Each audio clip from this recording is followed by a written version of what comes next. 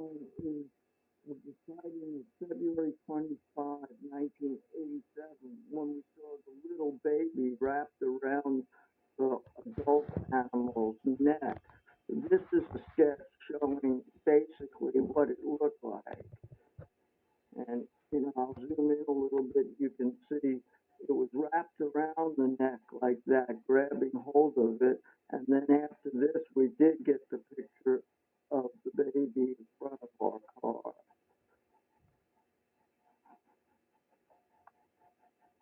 But it was wrapped and it was coiling, like moving at the same time.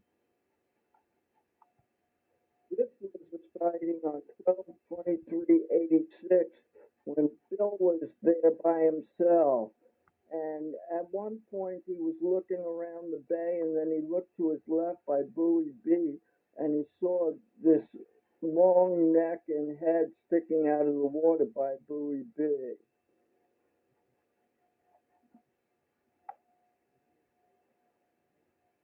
And it was bigger than the buoy, and the buoy is 5 feet in diameter.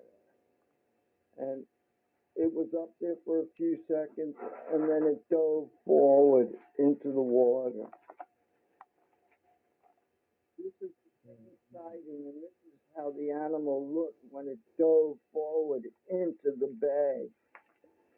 At first, I thought it was a man standing up in a boat, but then realized there was no boat. It was just the animal's neck and head sticking up, and then it lunged forward into the bay. This was the day before that sighting on December 22nd, 86. And this was when Bob and I were looking at the buoy and we could see what looked like two floating logs to the right of the buoy. And after this, we saw this. That's when the head of the animal came tall. It went, these submerged and the head of the animal surfaced in front of the buoy and swam towards us. And then it lifted its head straight up out of the water several feet and looked to the right and the left. And that's when we both realized that we're looking at the serpent, and we could see the nostrils of the serpent really good. And on that sighting, then that's when I tried to get a photo, but the head went down before I could take a picture. This is the same sighting, December 22nd in 86. This was when the two log-like sections went down and the animal swam in front of the buoy. First, the head was just on the surface like that. So we thought it was, then it surfaced, it raised its head and part of the upper body several feet out of the water. So we knew it was the serpent.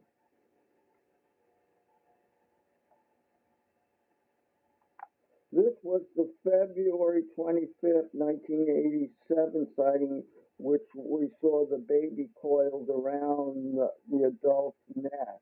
When the adult dove forward into the water, this is what Bob saw.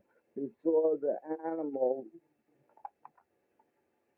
Bob saw the baby roll across the upper part of the body of the serpent and make this undulation and move forward. After that, the animal submerged, and this is when we got the photo of the baby later on that morning. Bob saw this when he was looking through his binoculars at the animal.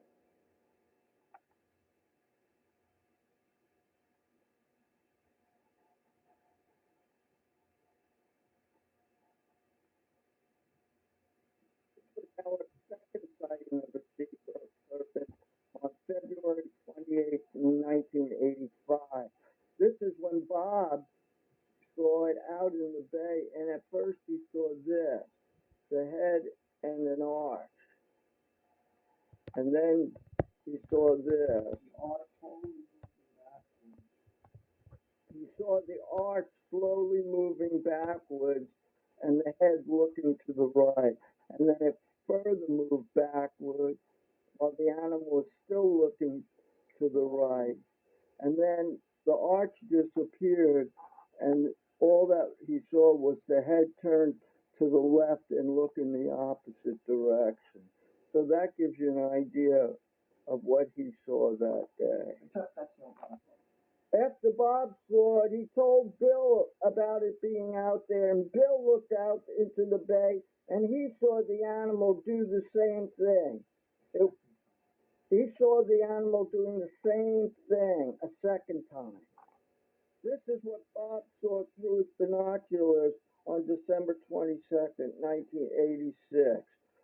The head and upper body of the animal was way up above the water, at least 15 feet, and a large arch was behind that.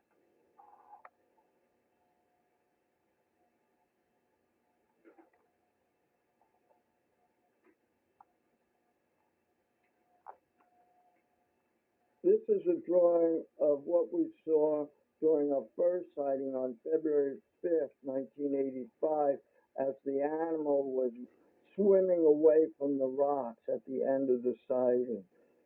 You could see several arches in the front of the animal, and as it rolled off of the rocks and pulled itself into the deep water.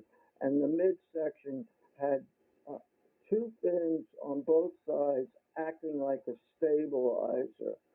Bill saw those fins. Bob didn't see those fins. And we thought we saw a line, dorsal line, at the back of the animal. But it pulled itself away from the rocks into the deeper water. This is what we saw during our first sighting on February 5th, 1985, after the sea serpent rolled off of the submerged rocky ledge and resettled back into the deeper water. The animal formed four folds in its body directly behind its head, and that's when it was looking for the sea lion, which had swum away. After a few seconds, it whipped its head up and down, and these four arms rolled down the upper body of the animal until it reached the midsection where it dissipated.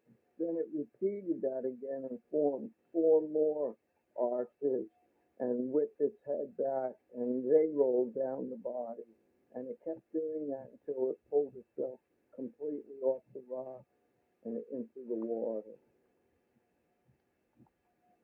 This is from an ancient Mexican chest plate showing a water dragon, and this is how it created the folds in its body were exactly like this.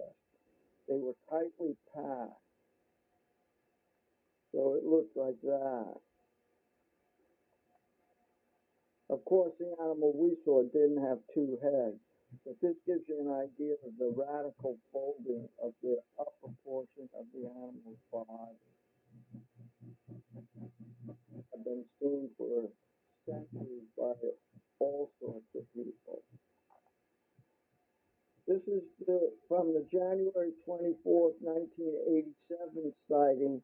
It was a rainy morning, and this was the morning Bill tried to get a whole roll of film, but all the pictures got wet, so nothing came out. This is what Bob saw through his binoculars when an arch of the animal was hanging up above the water and appeared to just be sitting there because as the animal moved forward, the arch just hung up out of the water, and he got a good look at it that morning. This is a drawing of the January 24th, 1987 sighting also. This is what it looked like when the animal was behind the buoy. You could see the head and the arch behind the buoy.